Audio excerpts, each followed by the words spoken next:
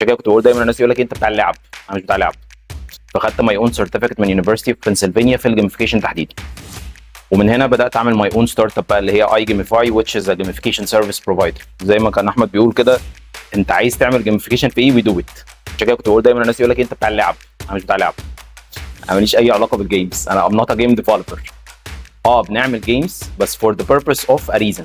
لان احنا دايما في 3 definitions اساسيين في فيديو جيمز: جيم بيز ليرنينج وجيميفيكيشن.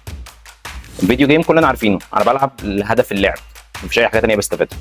الجيم بيز ليرنينج انا بلعب عشان اتعلم حاجه. ففي التريننج لما بنابلاي الجيم بيز ليرنينج ممكن اعمل جيم عادي جدا زي الفيديو جيم بس for the purpose of learning. الجيميفيكيشن لا، هو مفيش جيم اصلا، هو في تاكتكس وميكانيزم وداينامكس وميثودولوجيز وفريم وركس بيحصل لها ابلاينج على حاجه اللي محتاجين تو ميك ات مور انجيجنج او appealing للناس يعني.